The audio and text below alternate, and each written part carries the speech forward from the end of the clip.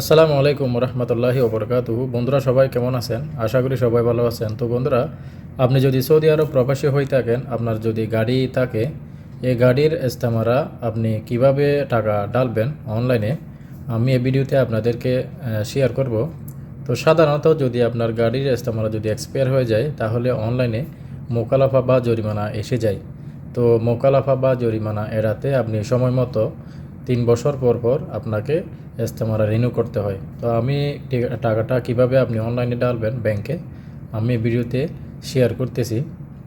সর্বপ্রথম আপনার যে কোনো একটা ব্যাংকের অ্যাপসে চলে যাবেন। আল রাজি বলেন, এনসিবি বলেন, রিয়াদ ব্যাংক বলেন, এবং যে কোনো একটা ব্যাংকের অ্যাপসে আপনি চলে যাবেন। আমি সাধারণত সাব ব্যাংকের অ্যাপস দিয়ে আপনাদেরকে দেখাচ্ছি।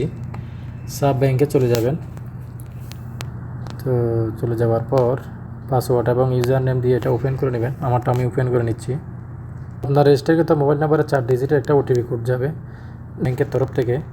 ওটিপি কোডটা বসিয়ে দেবেন। আমারটা চলে আসছে, দেখতে পাচ্ছেন 6007 দিয়ে দেওয়ার পর আপনার ব্যাংকের অ্যাপসটা যদি এরকম ওপেন হয়ে থাকে, তাহলে এদিকে দেখতে পাচ্ছেন পেমেন্ট একটা অপশন দেওয়া আছে নিচে। এই পেমেন্ট অপশনে চলে আসবেন।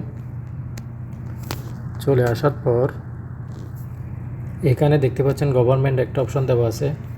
এই গভর্নমেন্ট অপশনে ক্লিক করে দিবেন। ক্লিক করার পর এখানে তিন নাম্বার একটা অপশন দেওয়া আছে। এই অপশনে মূলত গাড়ি সম্পর্কিত যত কিছু সেবা, যত কিছু টাকা পয়সা ডিপোজিট করতে হয়, আপনার এই অপশনে পেমেন্ট করতে হয়। এরপর হচ্ছে ড্রাইভিং সম্পর্কিত, যদি গাড়ির ড্রাইভিং লাইসেন্স মেয়াদ বাড়াতে হয়, তাহলে এই অপশনে টাকা ঢেলে করতে হয়। আর আপনার যদি আপনার গাড়ির নামে যদি মোকালাফা বা জরিমানা থেকে থাকে, ট্রাফিক ভায়োলেশন, এই অপশনে গিয়ে চেক করে নিতে হয়। তো আমি দেখাচ্ছি, আপনার যদি গাড়ির ইস্তেমারা যদি এক্সপায়ার হয়, তাহলে এটা কীভাবে আপনি টাকা এখানে পেমেন্ট করবেন ব্যাংকে। তো সর্বপ্রথম এই রিনিউ ভেহিকেল রেজিস্ট্রেশনে ক্লিক করে দেবেন। ক্লিক করার পর এখানে সর্বপ্রথম আপনার একাউন্ট নাম্বারটা দিয়ে দেবেন। এরপর হচ্ছে vehicle sequence number. Vehicle sequence number means হচ্ছে আপনার যে ইস্তেমারা রয়েছে, ইস্তেমারার একদম কোনায় নিচের দিকে এসে একটা 7 অথবা 9 ডিজিটের একটা সংখ্যা থাকে, এটাকে বলা হয় সিকোয়েন্স নাম্বার। তো এটা এখানে বসিয়ে দেবেন। তো আমারটা আমি বসিয়ে দিচ্ছি।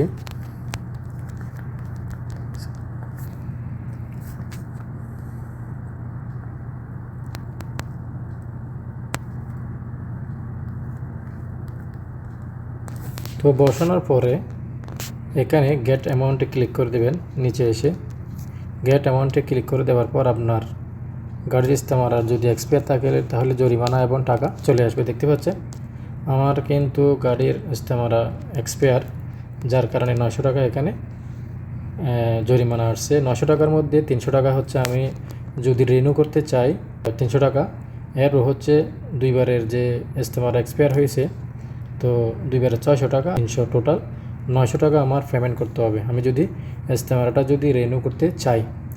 তো আমি এখন যেহেতু টাকা আমার অ্যাকাউন্টে শর্ট, আমি পরে এটা করব।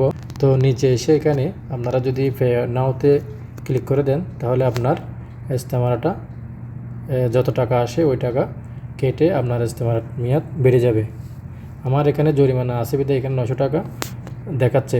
আপনার যদি জরিমানা যদি না থাকে, তাহলে এখানে কিন্তু দেখাবে অনলি 300 টাকা ইস্তেমার রিনিউয়াল ফি। তো এই 300 টাকা দিয়ে আপনি ইস্তেমারা রিনিউ করতে পারেন। তো